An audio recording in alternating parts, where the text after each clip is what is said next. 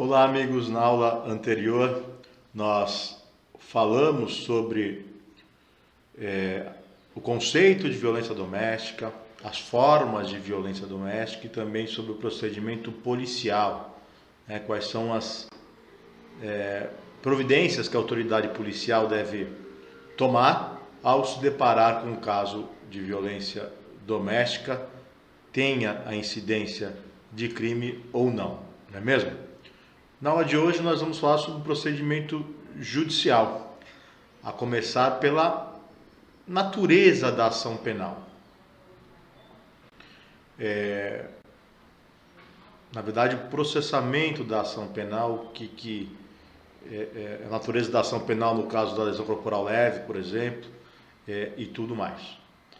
O artigo 16 da Lei Maria da Penha diz o seguinte: nas ações penais públicas condicionadas à representação da ofendida de que trata esta lei, só será admitida a renúncia à representação perante o juiz em audiência especialmente designada com tal finalidade, antes do recebimento da denúncia e ouvido o Ministério Público.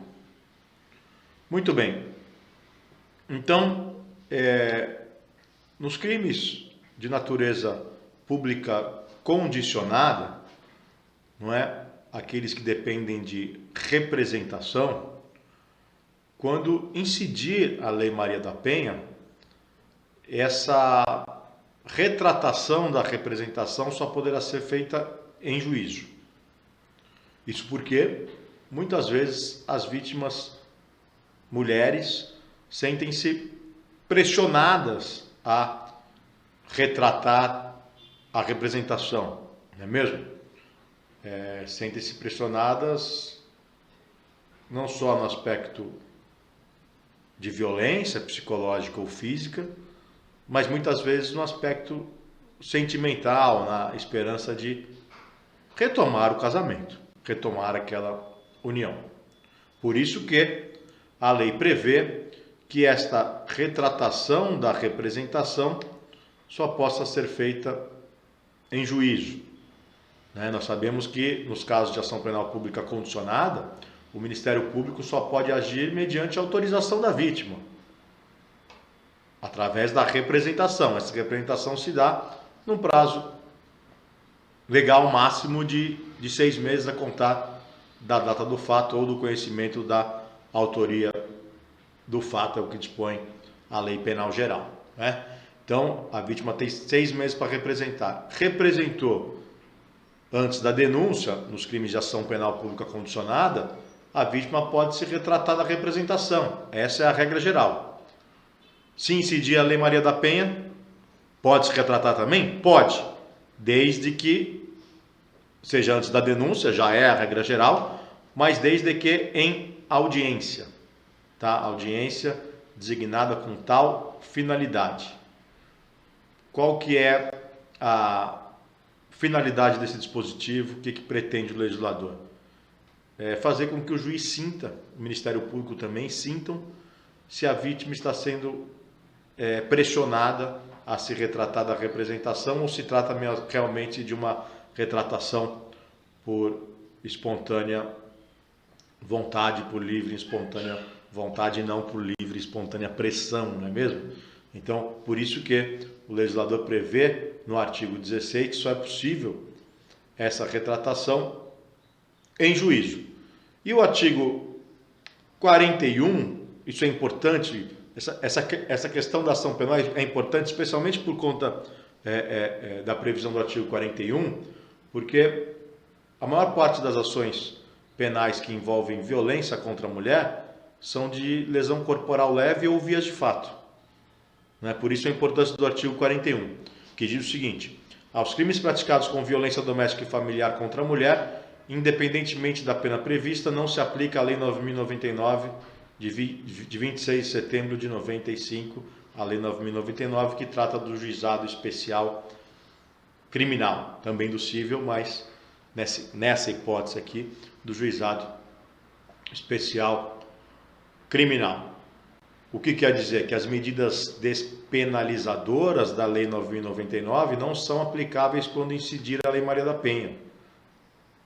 A composição civil, a transação penal, a suspensão condicional do processo, essas medidas despenalizadoras previstas na Lei do Juizado Especial Criminal, nas infrações de menor potencial ofensivo, né?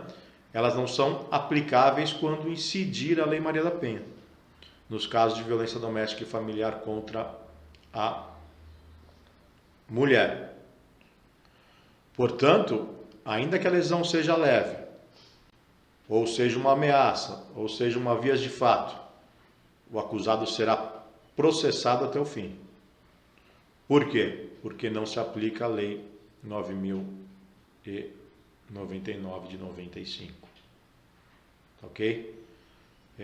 Não se aplica conciliação prévia, não se aplica a transação penal, não se aplica a suspensão condicional do processo. E o acordo de não persecução penal inserido pela Lei 11.964/2019, o pacote anticrime, essa se aplica? Se tiver violência ou grave ameaça, não. Não é mesmo? Então, vejo, senhores, que o artigo 41 afasta essas medidas despenalizadoras. Agora,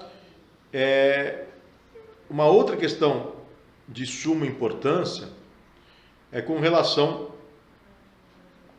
ao artigo 129 do Código Penal, especialmente o parágrafo 9º, que traz a violência doméstica e familiar. Aí o parágrafo 9º se refere a qualquer violência doméstica e familiar, não só contra a mulher, mas contra violência doméstica e familiar em geral. Tá? E a dúvida em se tratando de crime de lesão corporal dolosa contra a mulher no âmbito doméstico, e a lesão sendo leve, né? Por força do artigo 41 da Lei Maria da Penha, não se aplicará as regras previstas na Lei 9.099 de 95. Não se aplicarão os benefícios previstos na Lei 9.099 de 95, tais como a transação penal, a suspensão condicional do processo, ainda que se trate de lesão leve, assim como também a ameaça. Na ameaça também não se aplicarão esses benefícios. O artigo 16 da lei, que prevê a hipótese de retratação da representação apenas em juízo, aplica-se a outros crimes envolvendo violência doméstica contra a mulher que não a lesão corporal. Por quê? Porque, segundo o entendimento do Supremo Tribunal Federal, tá? Sem envolver violência doméstica contra a mulher, a natureza da ação penal é pública incondicionada na lesão corporal leve. Pública incondicionada na lesão corporal leve. Então, em regra, o crime de lesão corporal leve se processa mediante ação pública incondicionada aqui. Ou melhor, vamos corrigir. Em regra, ele se processa mediante ação pública condicionada à representação. Mas no caso de violência doméstica contra a mulher, aí sim, se processará mediante ação pública incondicionada. Por quê? Porque o artigo 41 da Lei Maria da Penha afasta a aplicação da Lei 9.099.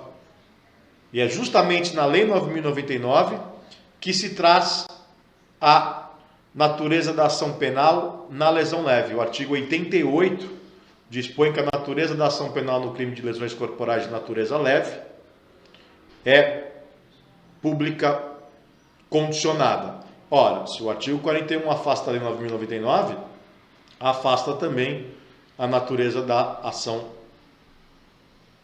penal. Nesse caso, se a lesão for, ainda que seja leve, contra a mulher no âmbito doméstico, ela é pública incondicionada à representação. Isso foi decidido pelo Supremo Tribunal Federal em ação própria, na ação direta de inconstitucionalidade 4424 e 9/2 de 2012, que diz o seguinte: em relação aos artigos 12, 1, 16 e 41 da lei, que assentou a natureza incondicionada da ação penal em caso de crime de lesão, pouco importando a extensão desta praticada contra a mulher no ambiente doméstico. Tá? Então vejam, o decidido na ação de constitucionalidade foi que a natureza da ação penal nos crimes de lesão corporal leve, no crime de lesão corporal leve, é incondicionada a representação. Por quê? Porque esta previsão está no artigo 88 da Lei 9.099 e o artigo 41 da Lei Maria da Penha afasta a Lei 9.099, afastando, portanto, também a natureza condicionada, a natureza da ação condicionada à representação, ação pública condicionada à representação, deixa de ser dessa forma e passa a ser ação pública incondicionada, ou seja, independe de manifestação da vontade da vítima. Mas só no crime de lesão leve, tá? Lesão grave e gravíssima já não é condicionada em nenhuma hipótese, nem que não seja contra a mulher, será sempre incondicionada. Agora, o crime de ameaça continua sendo de ação pública condicionada à representação? Sim, continua. Crime de injúria, calúnia e difamação continua sendo de ação privada? Sim, continua. Né? São os crimes mais praticados. Esses continuam, a natureza da ação continua a mesma. Só muda a natureza da ação na lesão corporal de natureza leve, porque estava prevista no artigo 88, está prevista no artigo 88 da Lei 9.099, e como o artigo 41 da Lei Maria da Penha afasta a incidência da Lei 9.099, então torna-se, portanto, pública incondicionada a natureza da ação. Assim assentou o STF na ADIM 4424 de 9/2 de 2012. Vejam, senhores, o artigo 29 do Código Penal traz o crime de lesão corporal, né? Lesão corporal leve, detenção de 3 meses a 1 ano. O parágrafo 9º traz a qualificadora na lesão corporal leve em razão da violência doméstica. Se a lesão for praticada contra ascendente, descendente, irmão, cônjuge ou companheiro, ou com quem conviva ou tenha convivido, ou ainda prevalecente o agente das relações domésticas de coabitação ou de hospitalidade, pena de detenção de 3 meses a 3 anos.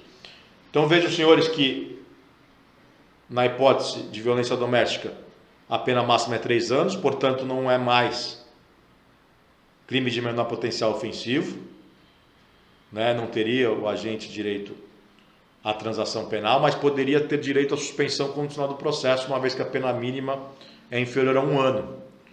No entanto, também não tem direito à suspensão do processo, por quê? Porque o artigo 41 afasta a incidência da Lei 9.099, então é processado até o final. Tá?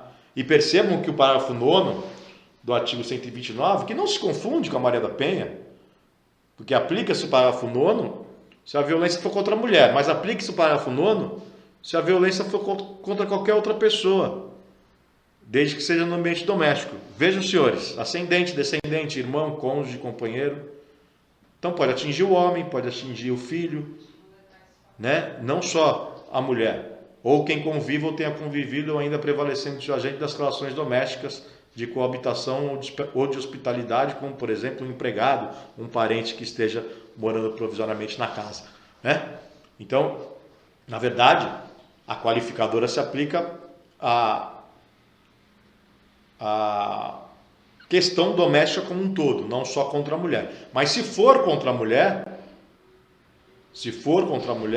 a lei não incidirá a Lei 9.099.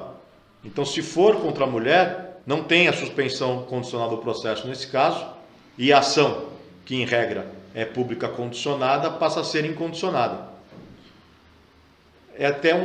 Tem até um contrassenso nisso tudo. Por exemplo, o pai que bate nos filhos, vamos supor que ele tem uma filha mulher e um filho homem, bate nos dois, né? Na lesão corporal contra o filho homem, a ação penal é pública condicionada à representação. Então, se a representante do filho, que é a mãe, não representar, o pai não é processado. Mas a ação penal contra a filha, a mulher, é pública incondicionada. Então, independe de manifestação de vontade o pai será processado por bater na filha e não será processado por bater no filho, por exemplo. Não é? Nós temos casos muito comuns por conta dessa decisão do Supremo, que acabou por entender que a ação penal é pública incondicionada. Nós temos casos corriqueiros, e aqui no escritório mesmo já pegamos vários desse tipo, em que o casal brigou, foi um único evento na vida do casal, e reataram, ou não se separaram, continuam vivendo bem, mas o processo penal persiste porque a mulher não pode se retratar da representação, mesmo a lesão sendo leve, ou mesmo sendo uma vias de fato, que nós vamos ver daqui a pouco sobre vias de fato, né? O que é um contrassenso. Aí chega na audiência, a mulher diz que não foi agredida, que caiu, né? Que caiu e se machucou sozinha. Aí, por força do artigo 155 do Código de Processo Penal, que diz que as provas extrajudiciais, se não forem ratificadas em juízo, não podem ser consideradas na sentença, e nesse caso elas não são ratificadas, o juiz tem que absolver, né? Então vejam, senhores, o contrassenso. Vigorava muito bem quando a vítima podia se retratar da representação, até porque essa retratação se dava em juízo, não é? Então há muito mais condições de saber se a vítima está sendo pressionada a se retratar ou não quando o juiz ouve cara a cara, assim como o Ministério Público presente e o assistente de acusação e a defesa do acusado também, todos ali percebem se existe uma pressão para se retratar ou não. E assim deveria ser, né, nos termos do artigo 16. Mas não, se o caso for de lesão leve, ou vias de fato, que nós vamos falar já na sequência, incidirá o artigo 41, afastando-se os benefícios previstos na Lei 9.099, aquelas ações despenalizadoras, mas não só isso, fazendo com que a ação penal, que em regra possui a natureza condicionada, passa a ser incondicionada, ou seja, independe de vontade da própria vítima. Vejam, senhores, o disposto no artigo 88. Além das hipóteses do Código Penal e da legislação especial, dependerá de representação a ação penal relativa aos crimes de lesões corporais leves e lesões culposas. Então, a lesão corporal, tanto a leve como a culposa, passou a depender de representação a partir de 95, com a Lei 9.099. Antes disso era pública incondicionada.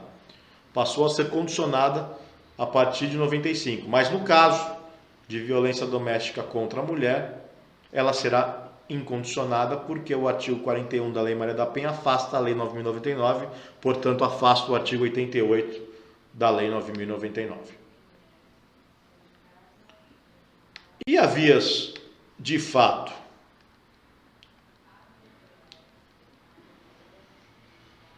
Vejam, senhores, as vias de fato. Com relação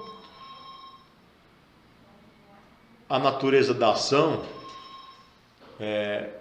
nós falamos agora há pouco que a vigência da lei, com a vigência da Lei 9.099, o crime de lesão corporal de natureza leve, bem como o de lesão corporal culposa, passaram a depender de representação do ofendido, né, conforme o disposto no artigo 88 da lei, que nós passamos aí na tela.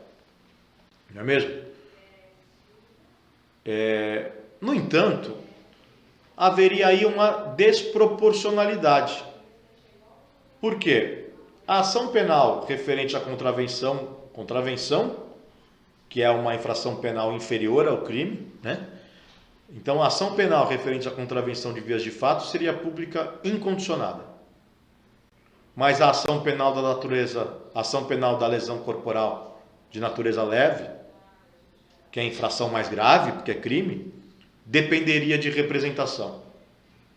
Então vejam, senhores, como é que pode a lesão corporal leve, que é um crime que deixa marcas, né, depende de representação, e a contravenção penal de vias de fato, que é uma contravenção, que não deixa marcas, por exemplo, um tapa na cara, um empurrão, né?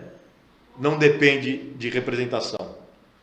Com base nessa desproporcionalidade, o FONAGE, que é o Fórum Nacional dos Juizados Especiais,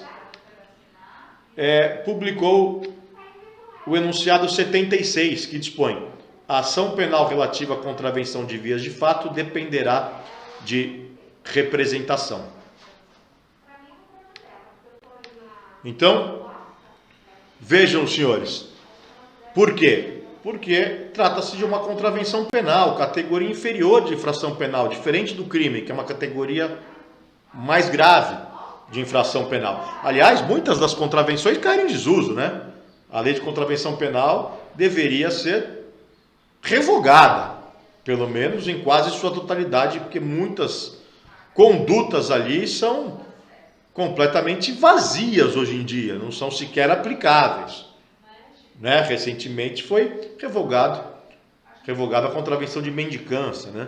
Então vejam, senhores, a contravenção penal, que é uma categoria de infração menos grave, a ação penal é pública incondicionada. Na lesão corporal, que é mais grave, que deixa inclusive materialidade, deixa marcas, né? A ação penal é condicionada.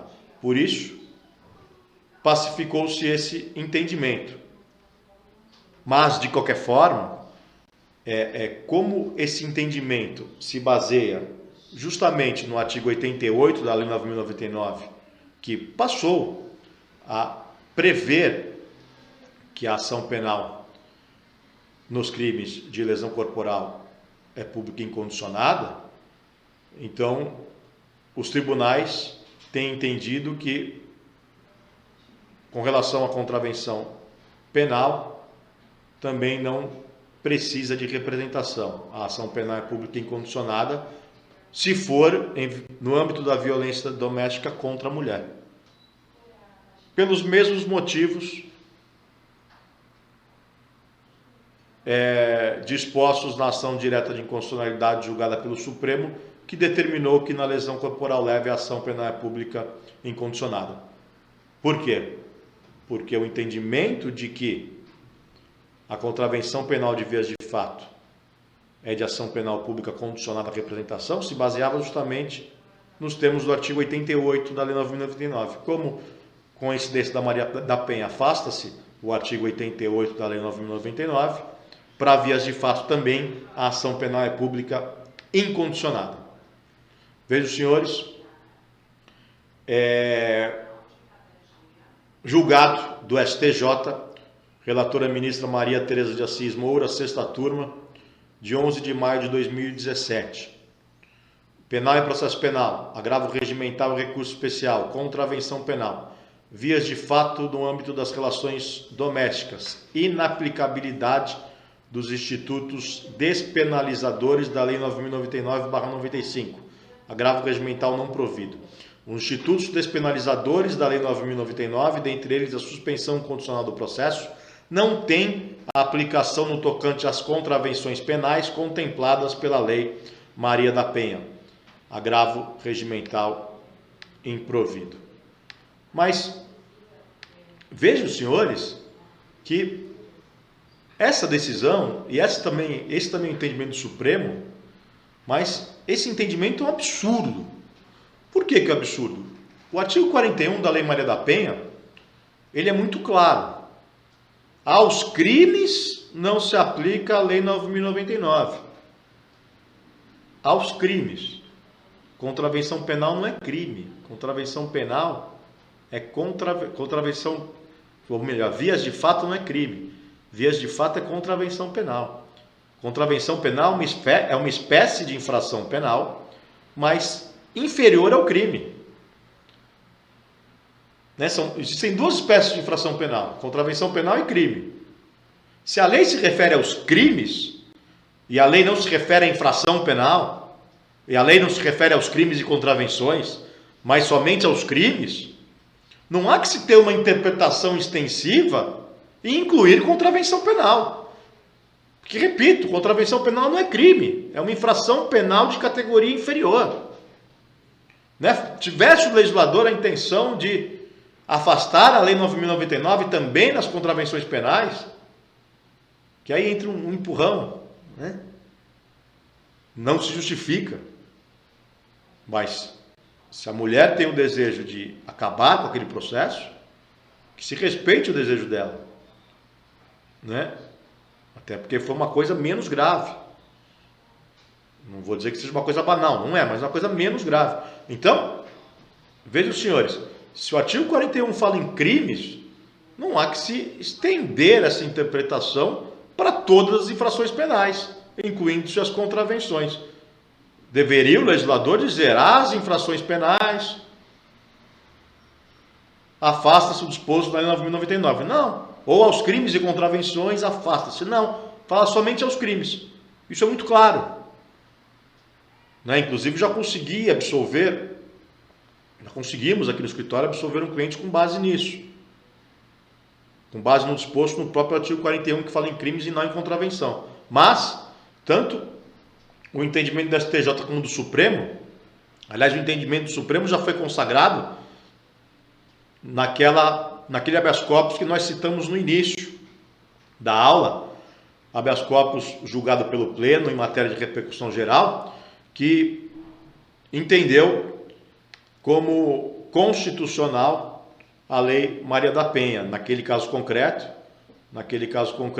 era um caso de vias de fato, inclusive, e entenderam os ministros que naquele caso, que era um caso de vias de fato, aplicava-se sim o artigo 41 para afastar a Lei 9.099 e não permitir nem a transação penal, nem a suspensão condicional do processo, e mantendo-se o entendimento. Aí esse entendimento veio depois com a ADIM, né? Um ano depois foi julgada essa ação direta de inconstitucionalidade, mantendo-se o entendimento que, além de afastar as benesses da Lei 9.099, também a natureza da ação, tanto na lesão corporal como na vias de fato, passava a ser pública incondicionada à representação. Então, em ambos os casos, lesão corporal e vias de fato, regra geral, natureza pública condicionada, ou seja, depende de representação da vítima. Mas, aplicada a Lei Maria da Penha, incidindo a Lei Maria da Penha, ou seja, a violência doméstica contra a mulher, só contra a mulher, a ação penal passa a ser pública incondicionada. Mas vejam, senhores, contra o homem, ela continua sendo condicionada, ou contra qualquer pessoa, ou quando não, ou mesmo contra a mulher, mas não no âmbito doméstico, também continua sendo ação pública condicionada à representação. Só é incondicionada contra a mulher e no âmbito doméstico. Se for contra a mulher fora do âmbito doméstico, condicionada. Se for contra qualquer outro gênero que não seja mulher, no âmbito doméstico ou não, condicionada. Contra a mulher no âmbito doméstico, incondicionada. Esse passou a ser o entendimento. Ok? Voltamos então aos slides. Vejam o disposto no artigo 17. O artigo 17 da Lei Maria da Penha traz uma vedação de algumas penas de multa e prestação pecuniária. O que diz aqui? É vedada a aplicação nos casos de violência doméstica e familiar contra a mulher de penas de cesta básica ou outras de prestação pecuniária, bem como a substituição de pena que implique o pagamento isolado de multa. Então vejam, senhores, que buscando punir mais severamente o autor de crimes de violência doméstica contra a mulher, o legislador ele vedou a aplicação de pena de prestação pecuniária, né, que é aquela que se reverte o dinheiro em favor da vítima, inclusive em favor de uma entidade, inclusive em forma de doação de cestas básicas a entidades beneficentes, bem como também proibiu a substituição da pena privativa de liberdade por pena isolada de multa. Vejo, senhores, que o parágrafo 2º do artigo 43 do Código Penal traz a possibilidade de substituição da pena por multa quando a pena for igual ou inferior a 1 ano. Então, vejam só, na condenação igual ou inferior a 1 ano, a substituição pode ser feita por multa, né?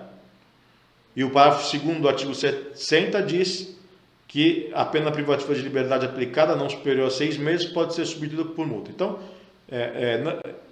se for até 6 meses, a pena corporal pode ser substituída por multa, e até 1 ano a pena corporal também pode ser substituída por multa. Essa é a regra geral, mas essa regra não se aplica à Lei Maria da Penha. E muitos crimes praticados contra a mulher no âmbito da violência doméstica têm pena inferior a 1 ano. A própria lesão corporal, pena mínima 3 meses. Então, se ela for fixada em quantidade inferior a 1 ano, não pode substituir por multa nem por prestação pecuniária, né?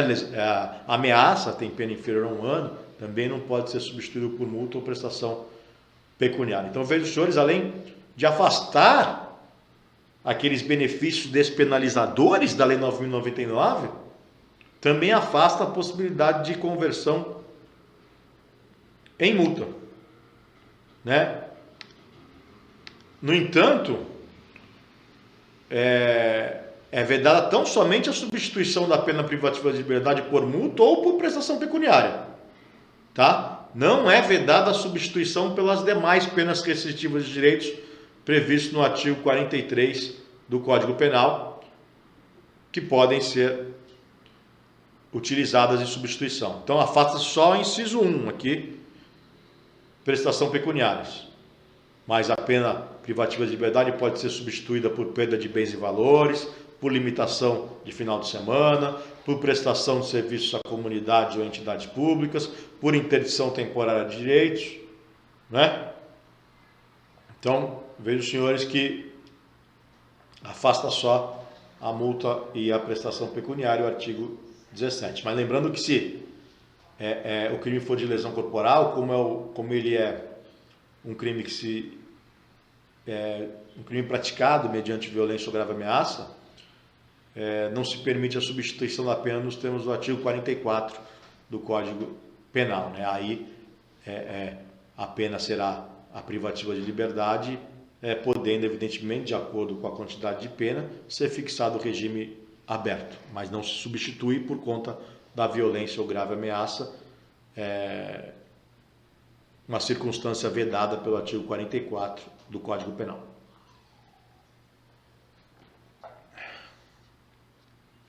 Muito bem.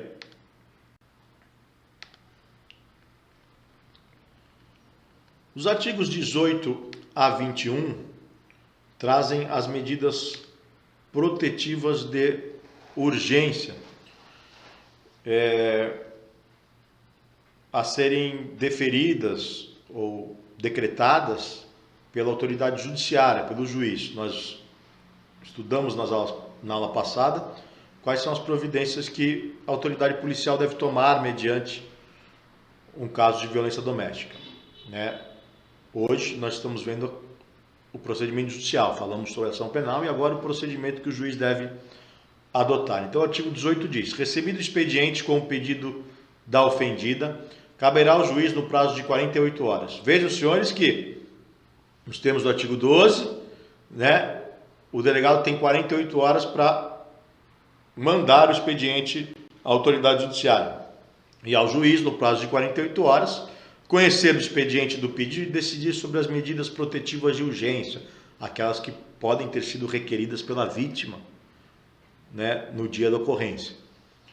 Determinar o encaminhamento da ofendida ao órgão de assistência judiciária, quando for o caso, inclusive para ajuizamento da ação de separação judicial, divórcio, anulação de casamento ou dissolução de união estável perante o juízo competente.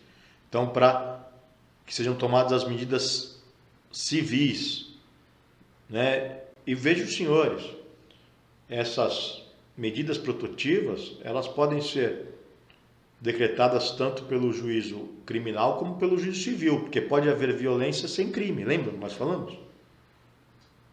pode haver violência sem que essa violência seja tipificada em lei penal.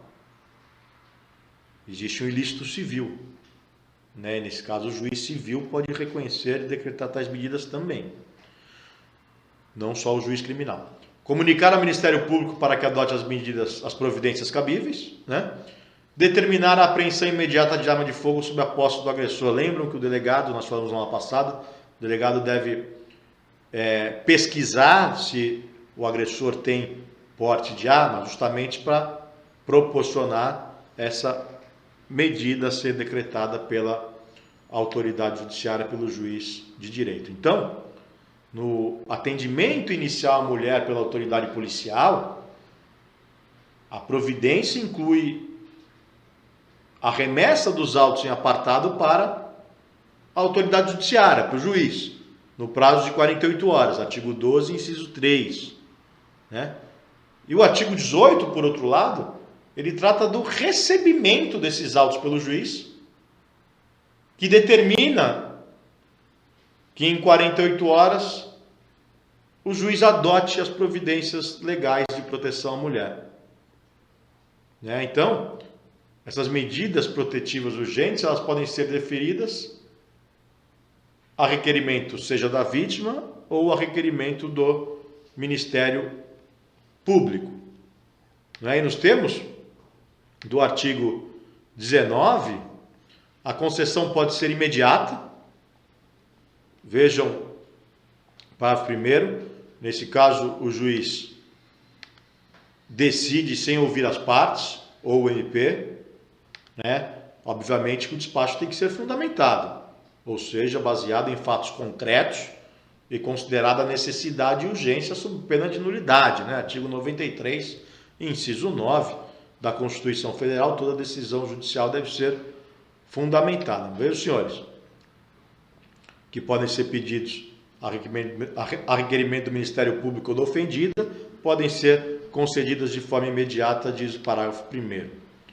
Essas medidas podem ser aplicadas de forma isolada ou cumulativamente, ou substituídas por outras mais eficazes a qualquer tempo, ou seja, pode ser decretada durante o inquérito ou durante o processo. Ainda que não tenha sido decretada no inquérito, se durante o processo estiverem presentes esses requisitos cautelares para a decretação da medida, essa medida pode ser decretada durante a ação penal e a sua concessão pode ser revista a qualquer tempo, desde que necessária a proteção da vítima, a proteção dos seus familiares e a proteção do seu patrimônio, né? Isso nos termos do parágrafo 3º do artigo 19.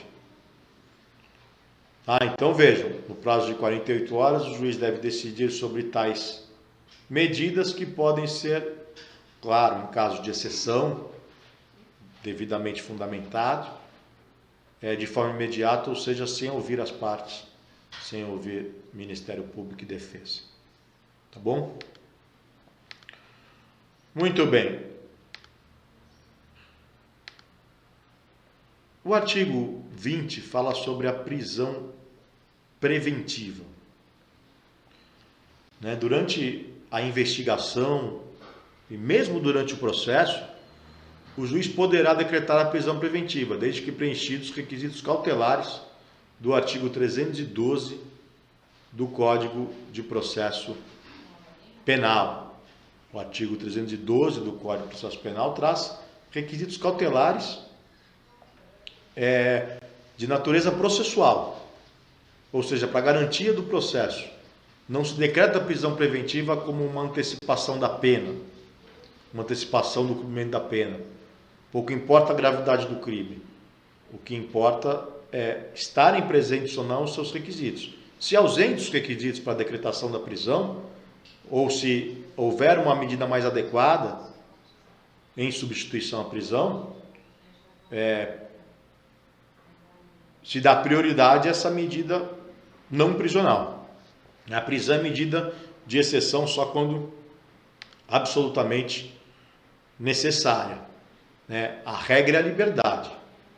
Então, a prisão só será decretada quando Primeiro, insuficientes as medidas protetivas previstas no artigo 22 da lei, que nós vamos estudar daqui a pouco.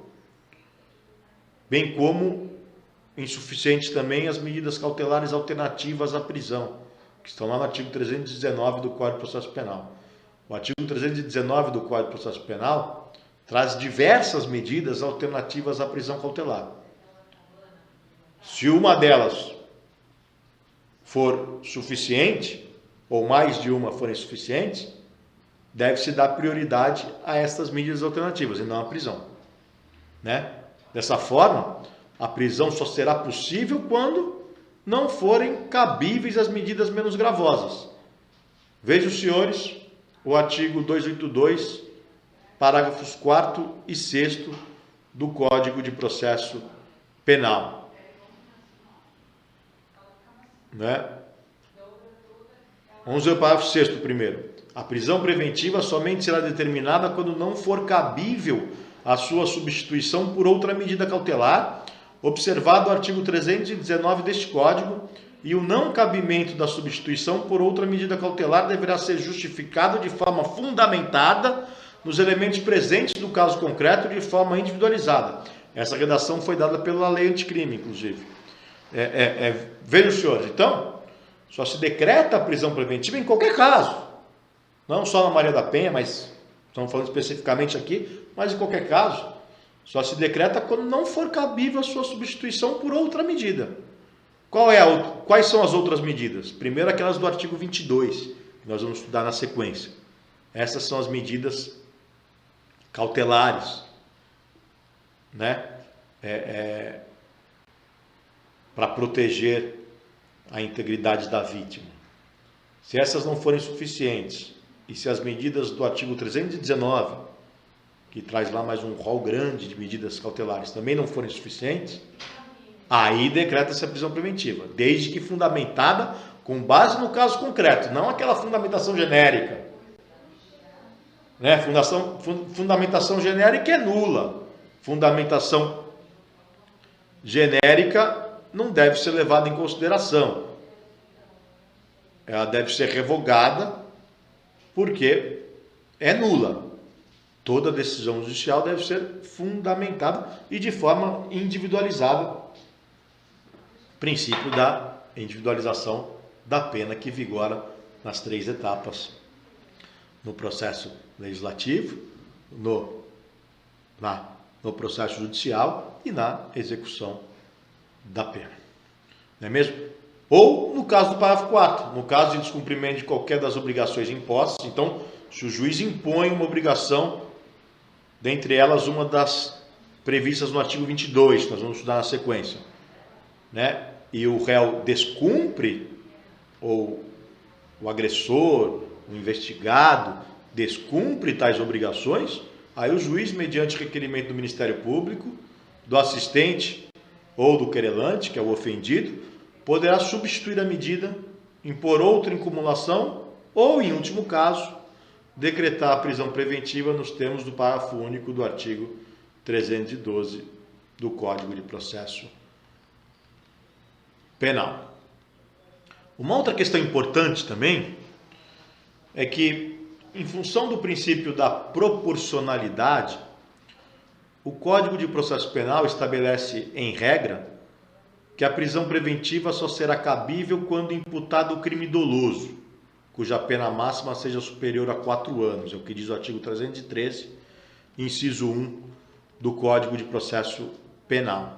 No entanto, a maioria dos processos que envolvem violência doméstica são de crimes com penas inferiores a 4 anos. Né? Lesão corporal leve, que tem pena máxima de 3 anos. Ameaça, que tem pena máxima de 1 ano. Então, veja, senhores, eles são inferiores.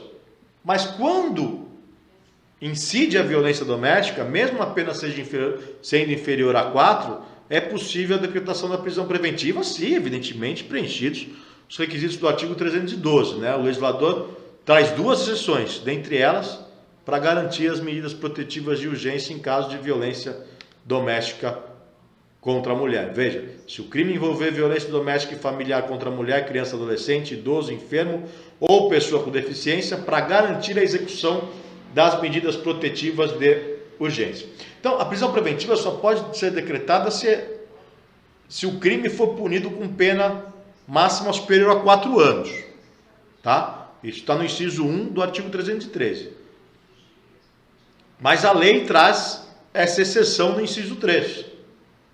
Se envolver violência doméstica contra a mulher, criança, adolescente, idoso, enfermo ou pessoa com deficiência, mesmo a pena sendo inferior a 4 anos, pode ser decretada a prisão preventiva para garantir a execução das medidas protetivas. Por exemplo, se o investigado descumpre quaisquer das medidas protetivas impostas pelo magistrado para garantir a integridade física da vítima, se aproximando, por exemplo, retornando ao lar, por exemplo, ou qualquer outra medida decretada. Nesse caso, mesmo a pena sendo inferior a 4 anos, pode ser decretada a prisão preventiva por força do artigo 313, inciso 3, do Código de Processo Penal. E a ofendida, nos termos do artigo 21, a ofendida deverá ser notificada dos atos processuais relativos ao agressor, especialmente dos pertinentes ao ingresso e à saída da prisão, sem prejuízo da intimação do advogado constituído ou do defensor público. Sendo decretada a prisão, ou também sendo revogada a prisão, a vítima tem que ser intimada para tomar conhecimento. Tomar conhecimento que o acusado está preso, ou tomar conhecimento de que ele foi solto.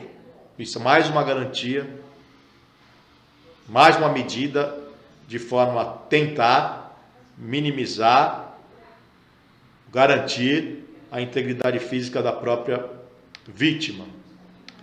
Tá? Essa providência, evidentemente, visa dar maior segurança à ofendida, à vítima da violência doméstica. Certo? Muito bem. Vamos então às medidas protetivas de urgência que obrigam o agressor. Aquelas previstas no artigo 22 que falamos agora há pouco, né, que se descumpridas, pode ser então decretada a prisão preventiva do agressor. Vejam só, artigo 22.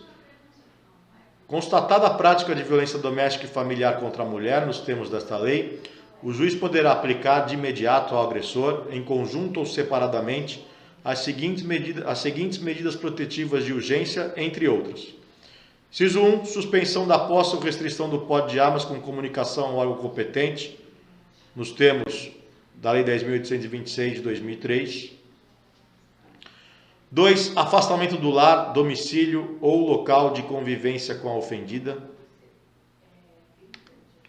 3, proibição de determinadas condutas, entre as quais a aproximação da ofendida a seus familiares e das testemunhas, fixando o limite mínimo de distância entre estes e o agressor. Contato com a ofendida, seus familiares e testemunhas por qualquer meio de comunicação. Frequentação de determinados lugares a fim de preservar a integridade física e psicológica da ofendida.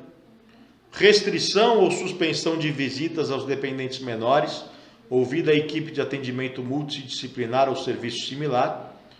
Prestação de alimentos provisionais ou provisórios.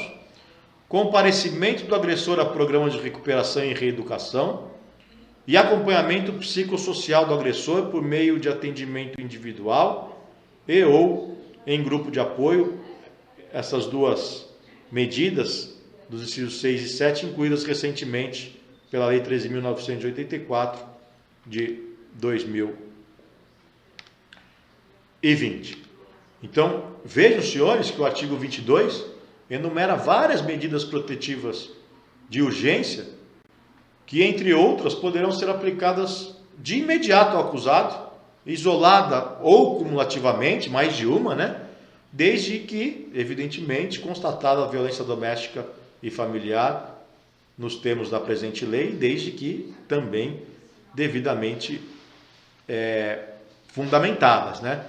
Nós estamos diante de uma medida cautelar. Tendo em vista que as medidas protetivas previstas no artigo 22 restringem de alguma forma a liberdade do acusado, impedindo, por exemplo, que se aproxime do lar, ou que frequente determinados lugares, por exemplo, a academia que frequenta a vítima, o clube que frequenta a vítima.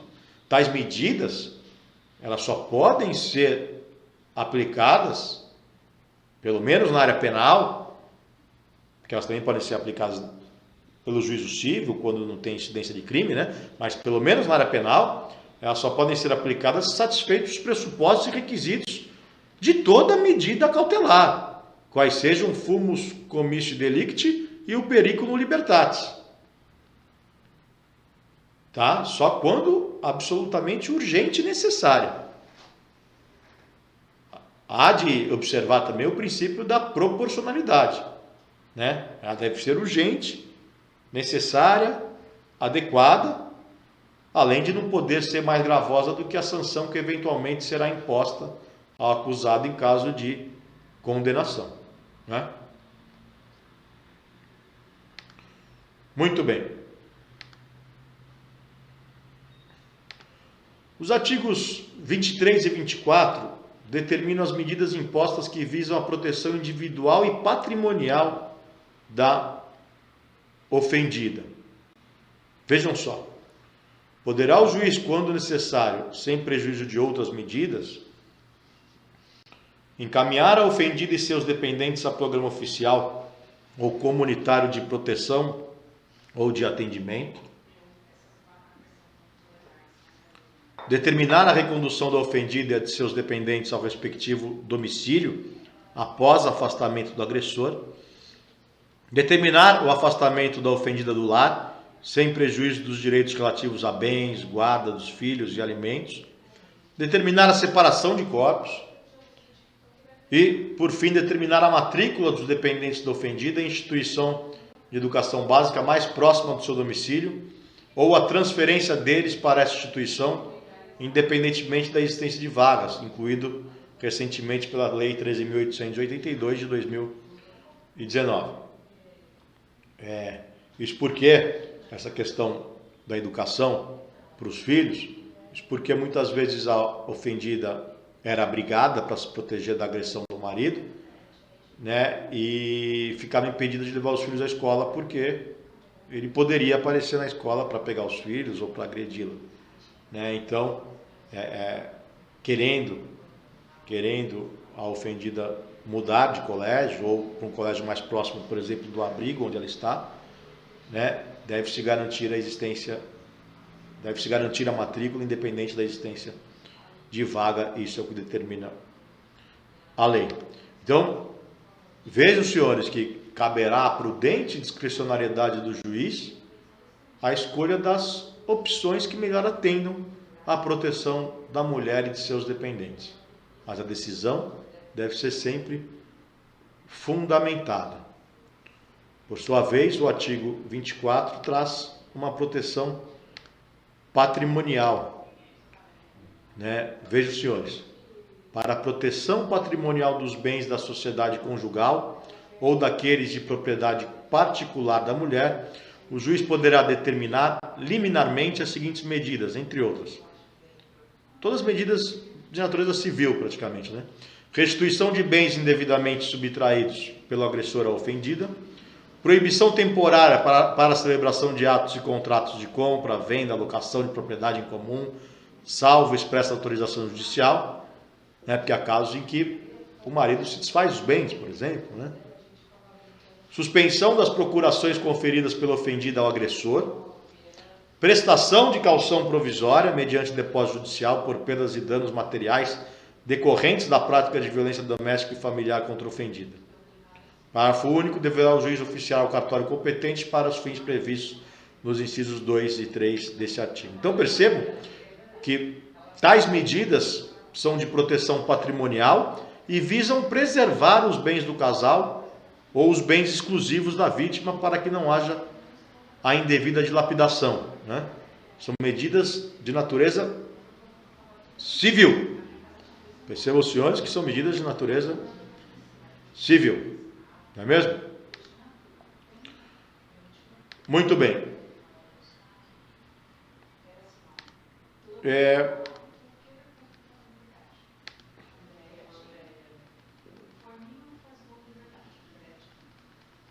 Era muito comum, é muito comum, o descumprimento das medidas protetivas de urgência decretadas. Muitas vezes é decretada uma medida protetiva e o investigado não cumpre.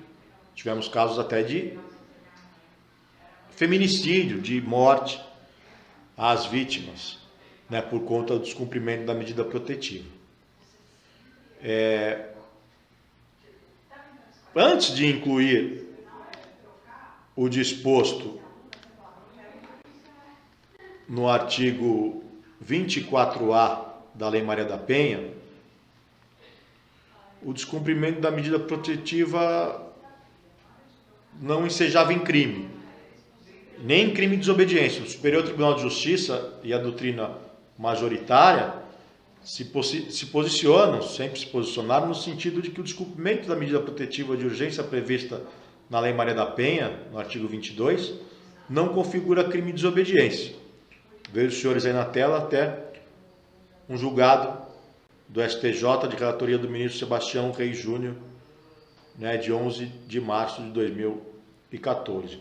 Por que não configura crime de desobediência? Porque a lei já prevê sanção de natureza civil por descumprimento e até sanção de natureza penal, que é natureza processual penal, melhor dizendo, que é a decretação da prisão preventiva. Então, não há crime de desobediência quando a pessoa desatende a ordem e existe alguma lei prevendo uma sanção, seja ela civil, administrativa ou processual penal, para esse descumprimento, sem ressalvar também que poderá haver uma sanção criminal. Esse sempre foi o entendimento da jurisprudência no tocante à desobediência, ao crime de desobediência. Sempre que existe uma sanção civil, administrativa ou uma sanção de natureza processual penal, não há que se falar em crime de desobediência. Por quê? Porque desobedeceu, mas vai pagar uma multa, desobedeceu, mas vai ser preso, né? Então não tem crime de desobediência. Por isso, em 2018, a Lei 13.641 de 2018 incluiu na Lei Maria da Penha o artigo 24A. Artigo 24A, que tipifica o crime de descumprimento das medidas protetivas de urgência, prevendo pena de detenção de 6 meses a 2 anos. Tanto faz se a medida protetiva violada foi imposta por decisão prolatada em processo criminal ou civil.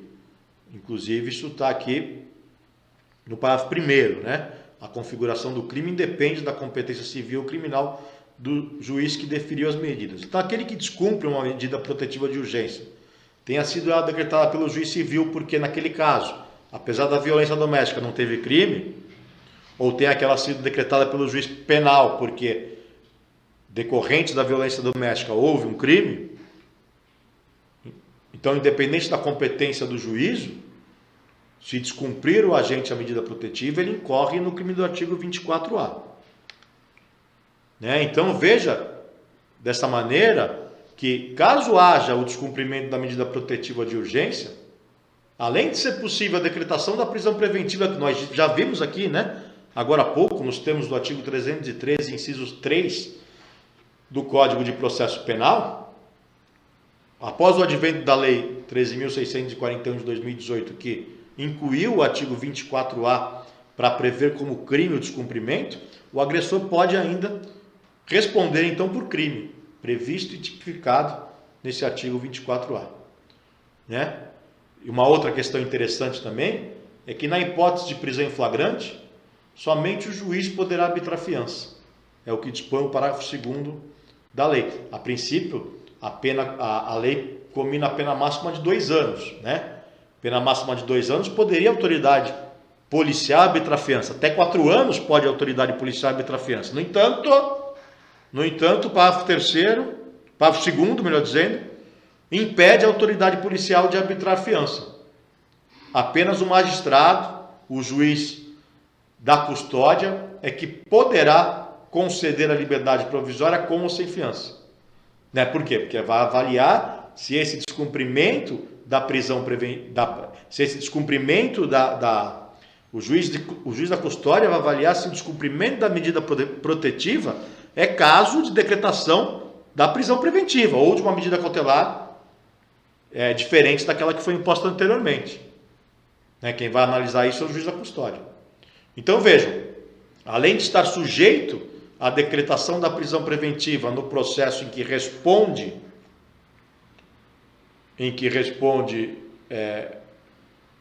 pela violência familiar contra a mulher, também estará sujeito ao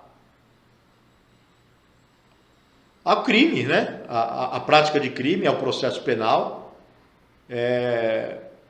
por ferir o disposto no artigo 24A da Lei Maria da Penha.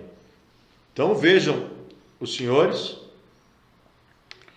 que o procedimento penal é altamente especializado no sentido de fugir do procedimento penal da regra geral, né? Isso é importante.